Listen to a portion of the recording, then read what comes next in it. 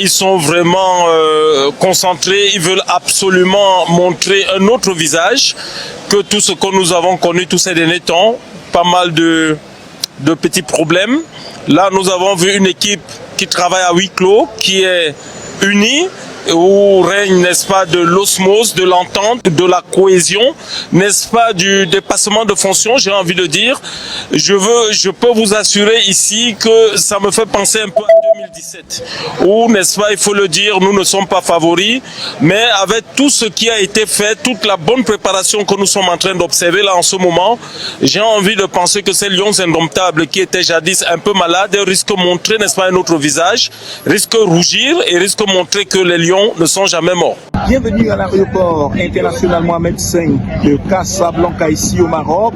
L'effervescence de la 35e édition de la Coupe d'Afrique des Nations se fait ressentir. Et bienvenue à vous, pour ceux qui nous rejoignent à l'instant. On assiste au départ des Lions Indomptables pour la 4e journée de ces entraînements liés au stade d'acclimatation des Lions Indomptables du Cameroun. Les amis, bonsoir. Un dernier petit tour de partage concernant la tanière. Ce qui s'est passé au courant de la journée. Je vais partager comme ça ces quelques clichés avec vous à la suite. Mais avant tout, commençons par cette doléance, les amis. J'aimerais bien que vous, qui êtes assez nombreux sur ce canal à suivre ce que je fais au quotidien, de me donner un coup de pouce.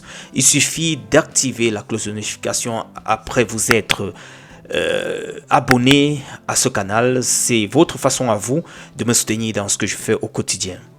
Petit clic sur le bouton d'abonnement et activez la cloche de notification.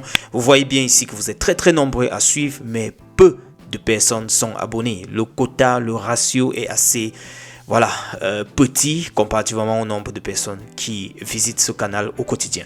Ceci étant dit, je vous remercie déjà d'avance. Regardons cette image de Samuel Eto'o concernant le nouveau siège de la FECAFOOT. Ça brille de mille feux.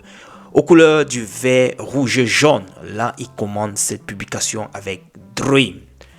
Dream, c'est un rêve, n'est-ce pas? Vous voyez que le rêve devient petit à petit réalité.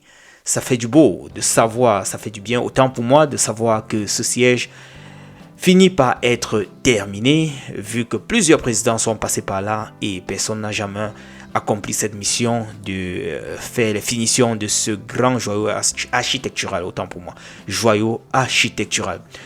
Les amis, j'ai mal. J'ai mal pourquoi? Parce que nous avons perdu un pactole énorme pour la participation à la Coupe du Monde 2026.